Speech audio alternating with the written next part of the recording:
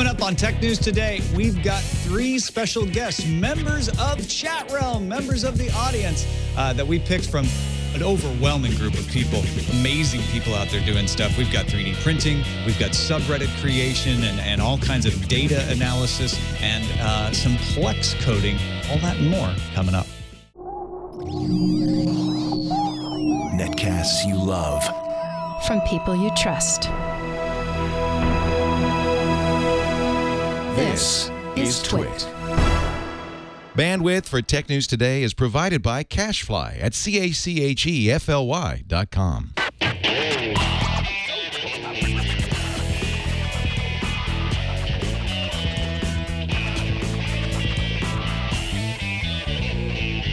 This is Tech News Today for Monday, December 23rd, 2013. Tech News Today is brought to you by ProXPN. ProXPN is a virtual private network that allows you to use the internet the way it should be, anonymously and without oversight. For 20% off your new account, go to proxpn.com/twit and use the code TNT. Welcome to Tech News Today. I'm Tom Merritt. I'm Sarah Lane. I'm Isaac Turner. I'm Jason Howell. And it's holiday time. Yeah. Which means we're totally here at work, right? Totally here. That's Working hard on a Monday. We are Absolutely, every yeah. This Happy Monday, everybody. Happy Monday. Happy Monday. Oh, I've got a case of the Monday. How was your weekend? Was it good? So good. Oh, yeah. Yeah. Wish it was Sunday. Plus Christmas It's a Eve manic Monday. tomorrow, and then Christmas Day, and then Boxing Day, and then New Year's Eve. There's so much going on.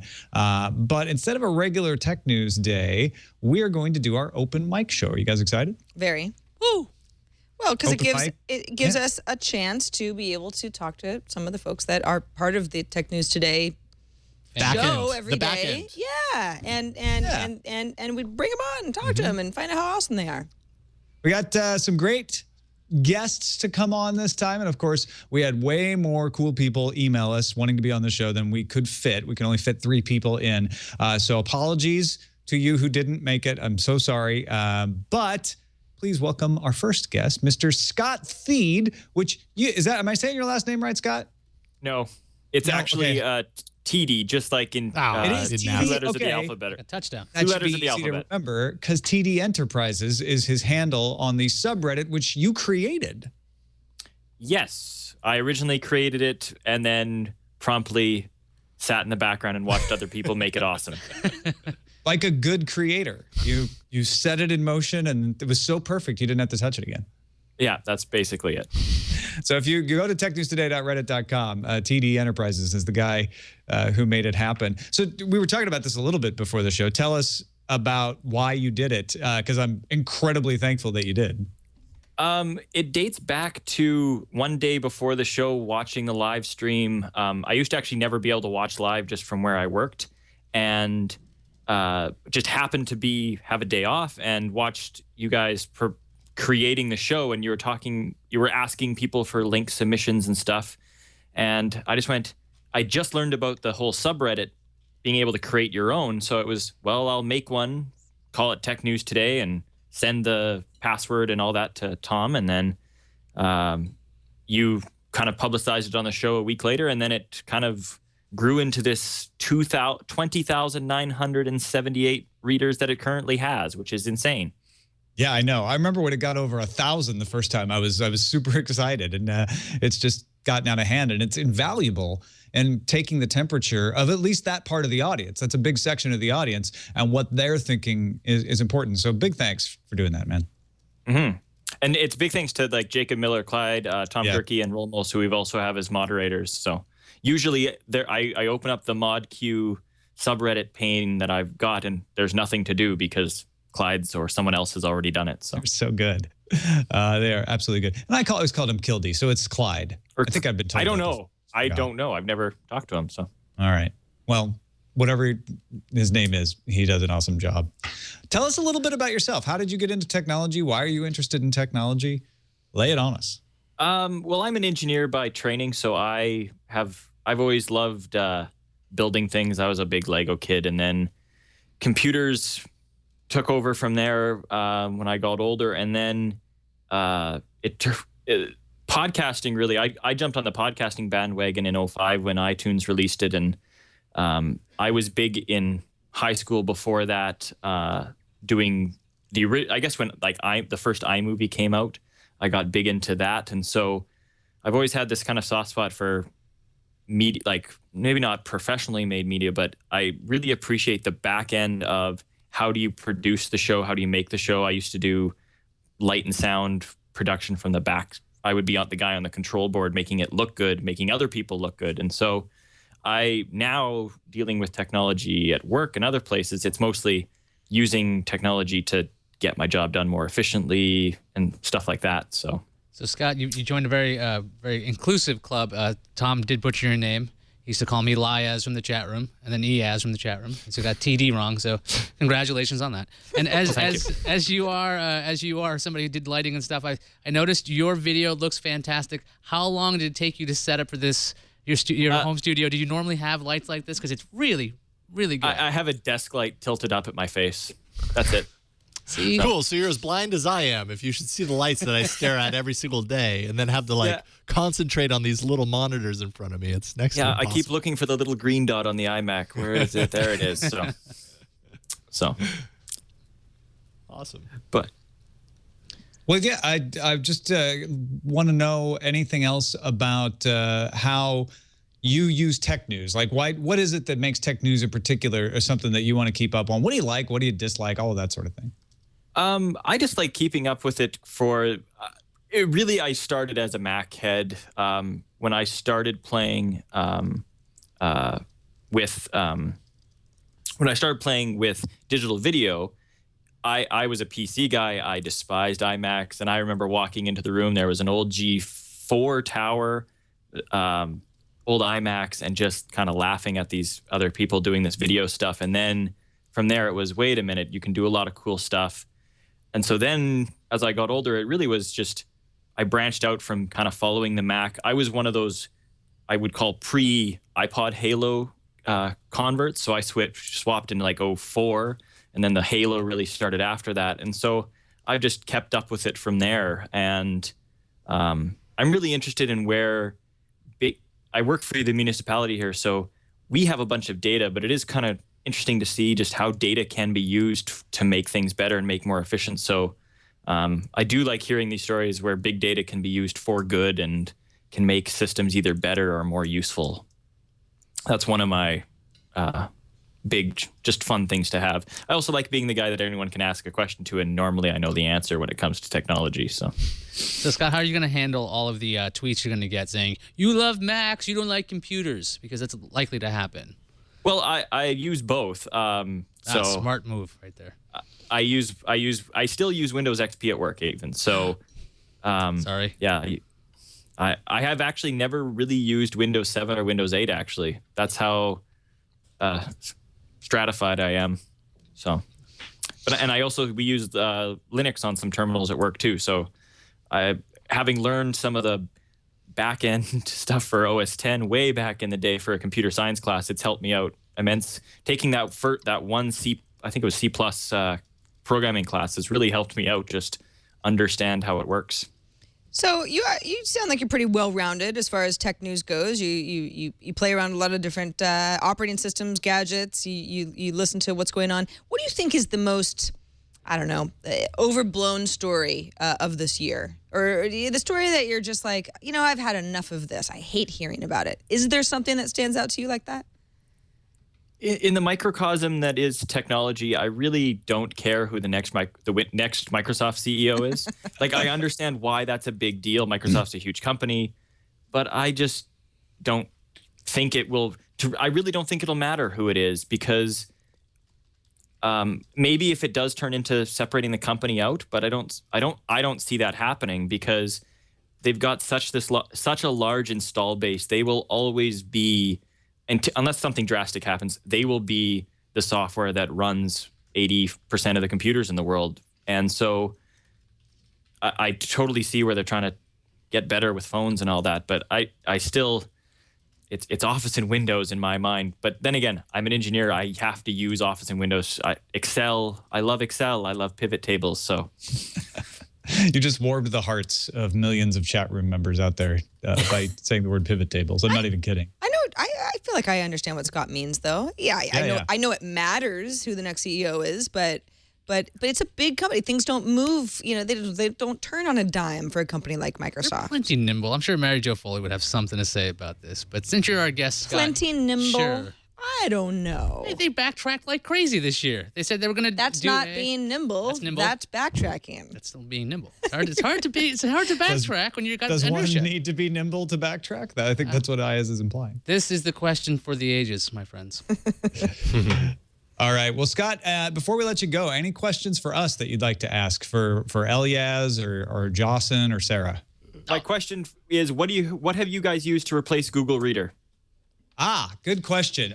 Personally, I'm a Feedly guy now, and I paid for the lifetime membership when they offered it briefly, right around the time of the transition, and I'm really enjoying it. I tried several different others, and there's a lot of good ones out there, but that's the one I've gone with. I use Feedly as well. Dig Reader is another one, but I felt like Feedly came on the scene right at the right time.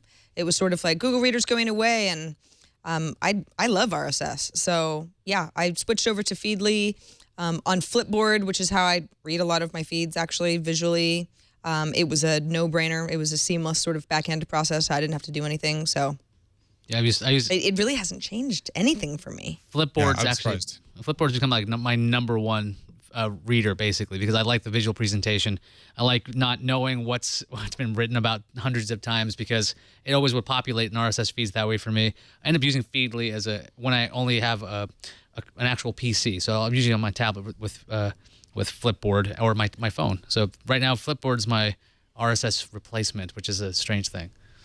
And I don't use RSS anymore at all, but I didn't really use Reader. Twitter. And strangely, we had a conversation about this in an earlier episode. A clip of it is going to be in tomorrow's best of because it was a really good kind of comparison between how we all use Twitter. But that's my main news source. I use Twitter as if it were a feed reader because it's quick and easy to scan through really quickly and go, okay, this theme keeps coming up. Apparently, that's a big story right now, so I'm going to dig in and find more. There you go. Well, thank you, Scott. Thank you, And Scott. Very quickly, we'll say Thank you goodbye. very much. Have a good Christmas and holiday season. You too. And you can follow Scott on Twitter at TD Enterprises if you like. Well, let's bring in Cynthia, the digital fabricator. Her website is called It's a Sin. She is a 3D printer owner and advocate, which is one of the reasons her email caught our eye. Is Cynthia Mavros? Is that how you say it? Correct. Oh, good. I guessed that one right. Thank goodness. So tell us a little bit about the 3D printing and fabricating you do. I know you're an artist beyond just that, but we're really interested in those models you were printing. Well, I'm a software engineer actually by trade. And the company I was working for in the United States in 2001 was closing down. So I moved to Europe and started doing some software work in a few different countries in Europe. And then I got laid off in the Netherlands. So the MIT has a How to Make Almost Anything class that is worldwide, the Fab Academy. So I took that, and that's when I learned about laser cutting, 3D printing, electronics. It's a 6-month course, everything you need ever want to know about digital fabrication. What kind of printers do you have? I have a Form 1. Are you familiar with that? It was a Kickstarter. Heard of it, yeah. Mm-hmm. It was a Kickstarter project by a group out of MIT. It's a resin printer. And I also have a Felix filament printer. It was developed by an engineer in the Netherlands. Now, do you ever use them in series on a single project? Because we were watching today on the randomizer, or I mean last week on the randomizer, about the speaker that was printed all in one piece. Actually, I just got the resin printer this summer, and my filament printer actually is right now in the Netherlands. So I haven't been able to use them together, but I've done things on the filament, printing on fabrics and doing things more dimensionally that way. But the resin printer, no, I haven't used it with the filament. I've used the filament printer also to do some prototyping because the resin has a much higher degree of accuracy.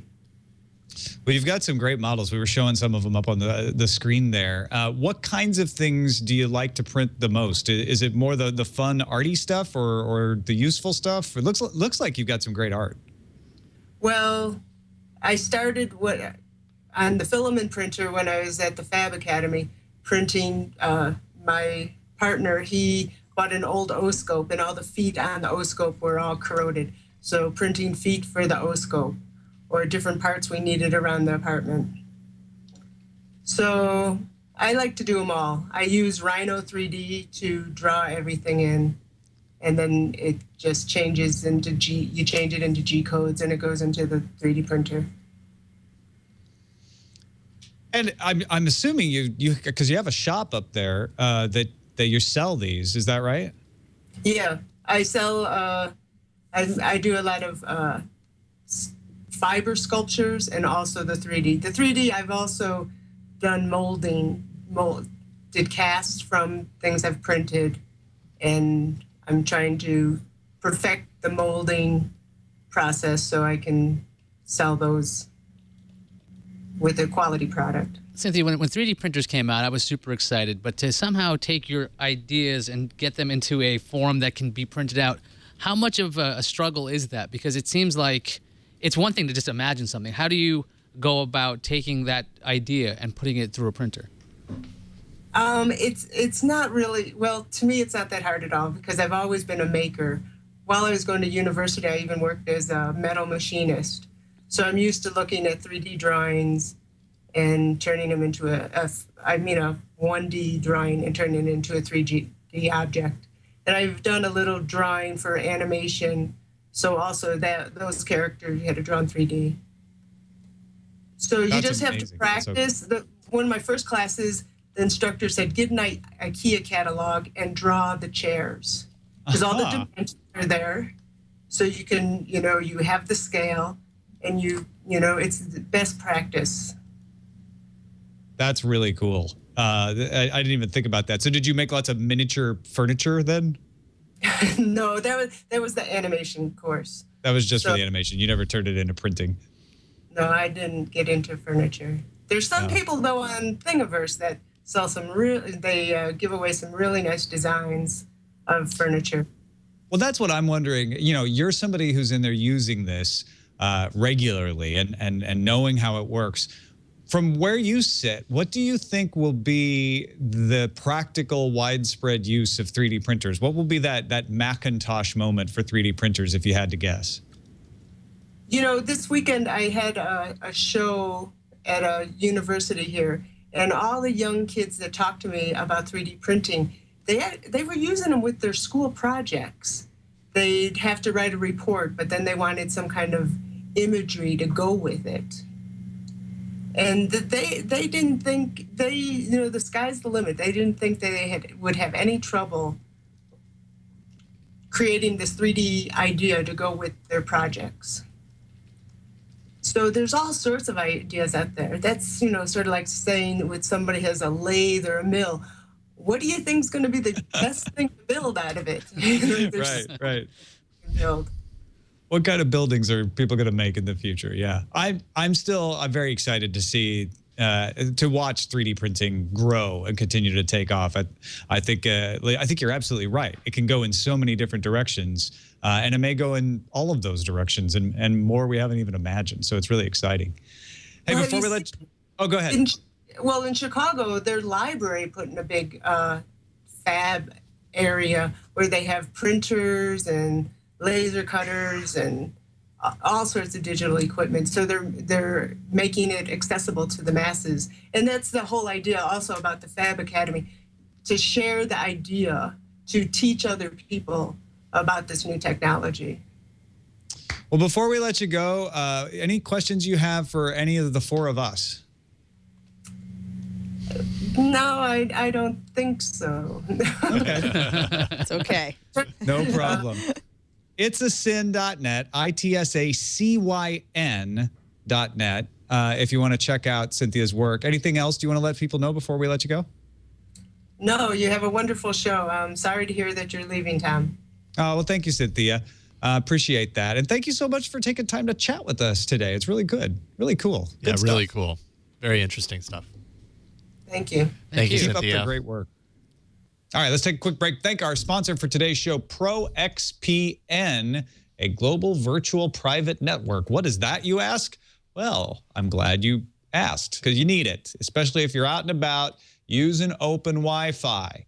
VPN has a 512-bit encryption tunnel, and ProXPN works by OpenVPN so that you don't have your data out there where anybody can sniff it. You can use that airport Wi-Fi, you can use that hotel Wi-Fi, you can use that coffee shop Wi-Fi, and not have to worry as much about who's going to see what you're doing. Also, don't have to worry about ISP seeing what you're doing, or whoever's spying on the ISP seeing what you're doing. Can bypass geographical restrictions. And there's a ProXPN app for Android in the Google Play Store that supports OpenVPN.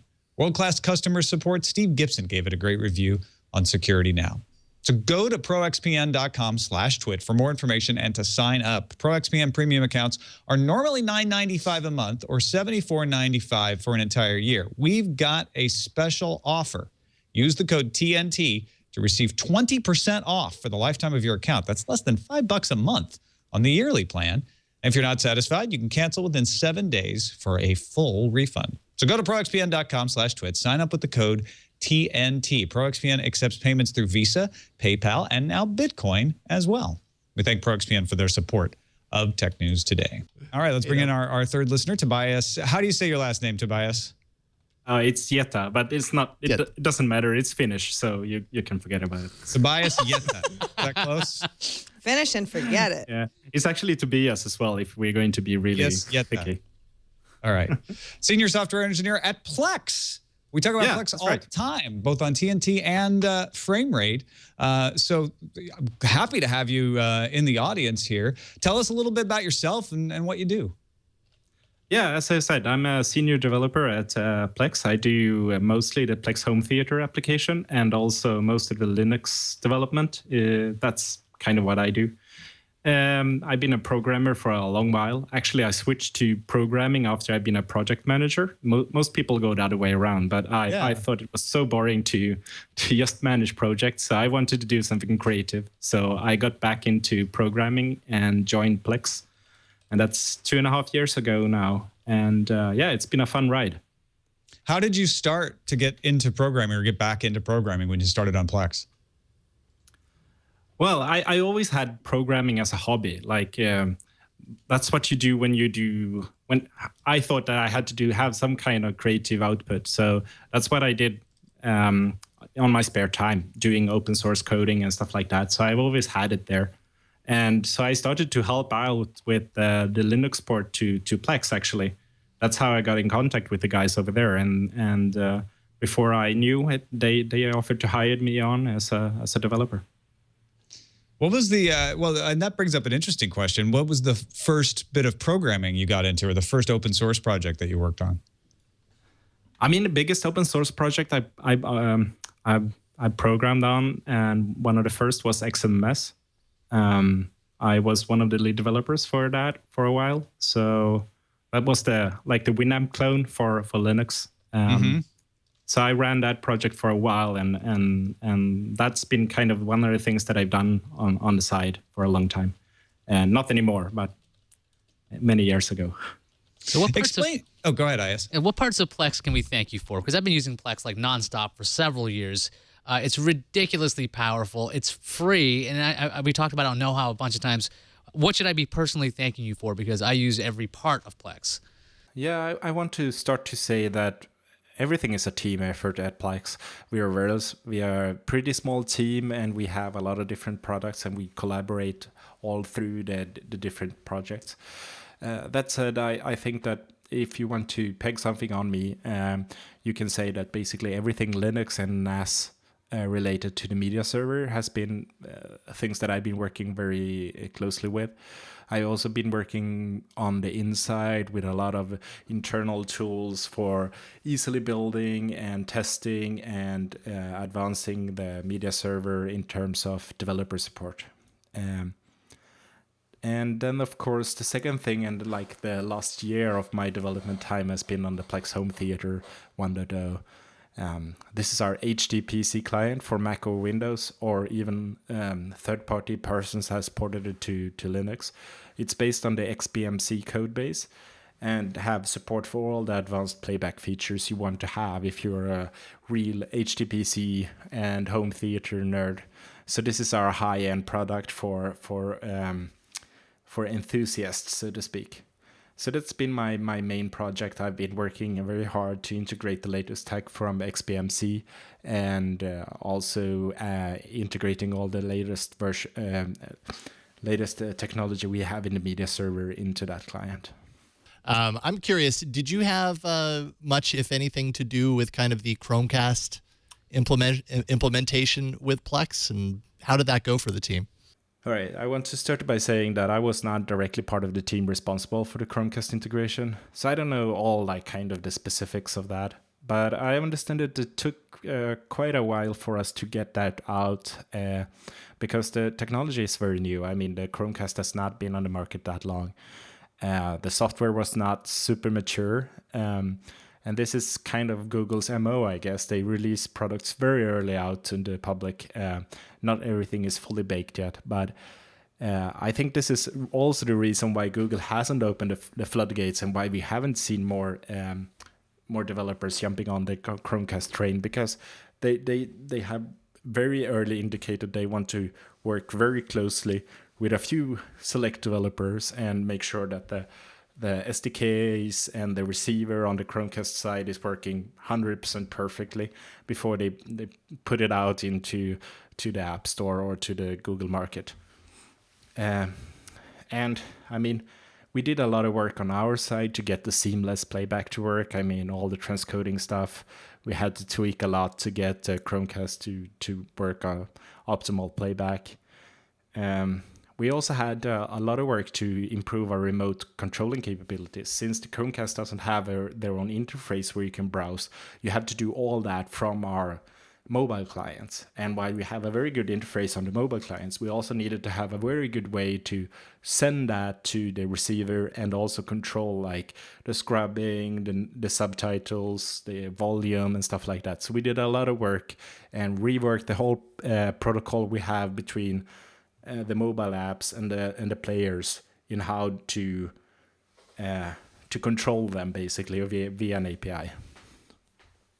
And I must say that overall the Chromecast integration has been really great for us at Plex. I mean, it solves a problem that is in a very simple and easy way. I mean, you only plug this very cheap stick into your TV and instantly you can get all the content you have on your media server onto your TV. So I think it's a fantastic product, and but at the same time, it also feels like a prototyping device. It's like a very, very nice prototype that is useful. But I think that we will see in the future when Google integrates this protocol and this technology into other things. That is when it's going to be really interesting and a good alternative to the Apple AirPlay, because right now that's the standard.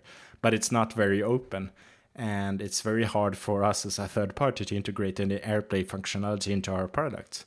So it's going to be much more interesting when the Chromecast protocol and the Chromecast technology becomes the new standard. So thumbs up for the Chromecast. And I hope everyone enjoys using that functionality. I know that the developers worked very hard, basically all over the world, to get that working. Tobias Yetta. I'm probably still not saying it right. I apologize. But senior software engineer at Plex. You can follow him on Twitter. It's TOBIAS HIETA. And if you're interested in Plex, go check it out at plexapp.com. He's also a podcaster. Don't forget Code Talk, which is Kodsnack or something. The better pronounced in Finnish, I expect. Getting on with the Swedish here. There we go. We can hear you. We don't see your video, but leave it like that because I would rather. It's a Swedish. I'm sorry, it's Swedish. I don't know what's happening. KODSNACK.se also runs an App Talk Swedish podcast called Appsnack, maybe? That's right. That's right. Yeah? Oh, all right. appsnack.libsyn.com. Thank you, Tobias. Thank you. Hey, that was fun, guys. Don't you think so? It's always great to get faces of the people in the audience. Absolutely. Yeah, it's always good to know who's listening, and that it also just lets us know, like when we get those emails, like we do have the smartest audience out there, so it's great to see not them. just smart, but it's like, oh gosh, like I want to talk to Cynthia more about. It's like these are people who are actually literally making a lot of the products that we're so interested in. We talk about all the time, so that's incredible. I love that. Yeah, we cover so much depth and kind of everything in technology, kind of on a surface level from the show. This is where you get to really kind of drill down and find the people that are passionate about one specific thing and all of the information they can share with you about that specific thing. I love it. I love doing these episodes. From Scott Teedy, our subreddit originator, subreddit creator at technewstoday.reddit.com, Cynthia Mavros and Tobias Yetta. This has been a great show. Thank you guys for joining us. Don't forget, you can have a voice in what stories we cover at that subreddit, technewstoday.reddit.com. And of course, email us twit.tv. It's a TNT at twit.tv. Give us a call, 260-TNT show. And of course, visit our website, twit.tv/TNT. We will be back tomorrow with the best of 2013. All those clips we've been asking you to send us all year. Oh, yeah. Jason's put them together. You're going to love it. See you then.